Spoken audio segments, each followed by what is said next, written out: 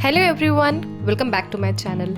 तो आज मैंने बनाया है घर में रखे कबाड़ से कुछ बहुत ही यूज़फुल चीज़ें। तो सबसे पहले मैंने लिया है ये आइसक्रीम केक का बेस और ये उसके ऊपर में टॉप पे कवर आया था, वो दोनों पार्ट्स मैंने ले लिए हैं।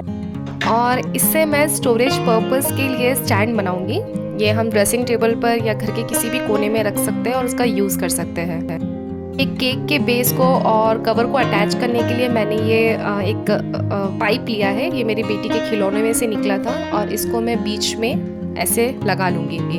तो सबसे पहले मैंने लिया है ये केक का बेस वाला पोर्शन और इसके ऊपर मैंने ये प्लास्टिक का ट्यूब रख के मार्किंग कर लिया है। सेम ऐसे ही मैंने इसके कवर के साथ भी किया है। फिर नाइफ को गर्म करके मैंने इन दोनों पर भी एक होल बना लिया और हम ये प्लास्टिक का जो हमने पाइप लिया था उसको इन दोनों होल्स में से पास करेंगे। ये जो आइसक्रीम केक का टॉप वाला कवर था उसके ऊपर ये पिक्चर बना हुआ था। इसको मैंने बहुत रिमूव करने की कोशिश किया पर ये बिल्कुल नहीं निकला, तो मैंने इसको एज इट इज़ छोड़ दिया और इसी के ऊपर मैं जेसो अप्लाई कर रही हूँ। जेसो मैंने सिर्फ ये आइसक्रीम केक का जो टॉप वाला कवर था और ये जो हमने पाइप लिया था सिर्फ इन्हीं दोनों पर लगा रही हूँ और नीचे बेस वाले पोर्शन पे मैंने नहीं लगाया है।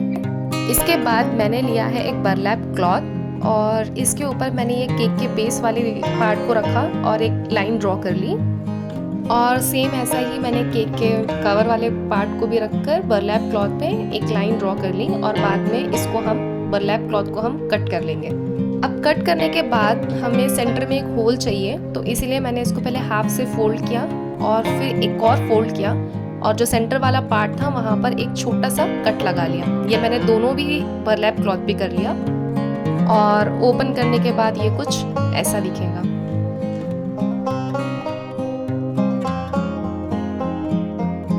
अब ये बर्लैप क्लॉथ मैंने इन केक के बेस और कवर लिड के साथ अटैच कर लिया फेविकॉल के हेल्प से।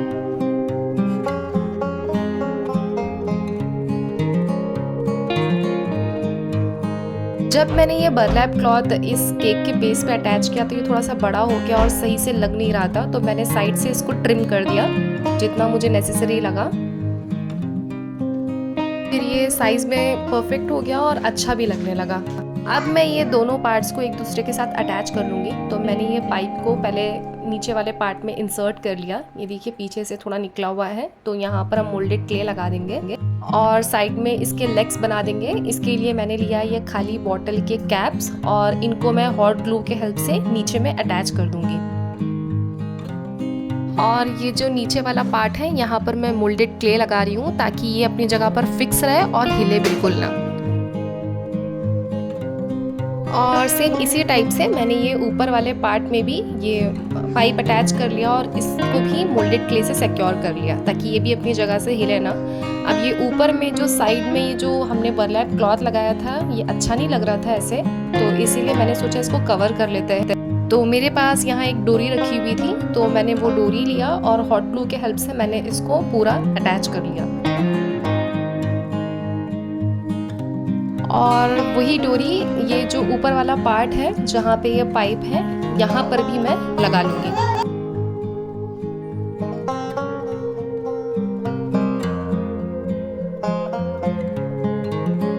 अब ये जो टॉप वाला पोर्शन है इस पाइप का, इसको हम ऐसे छोड़ तो नहीं सकते, तो इसीलिए मेरे पास ये कुछ रखा था। इसमें मीठी वाली सोप आई थी, मेरे बेटी के खिलौनों में से मैंने निकाला है। तो इसको मैंने ब्रॉन्ज कलर से कम्प्लीटली कलर कर दिया और इसको मैं इस पाइप के टॉप वाले पोर्शन पर अटैच कर दूँगी। और इसको मैंने ब्रॉन्ज कलर के 2 कोट अप्लाई किए हैं और हॉट ग्लू के हेल्प से अब मैं इसको इस पाइप के टॉप वाले पोर्शन पे अटैच कर रही हूँ। और इसी तरीके से हमारा ये स्टोरेज होल्डर बनके तैयार है। एंजॉय कीजिए इसका फाइनल लुक।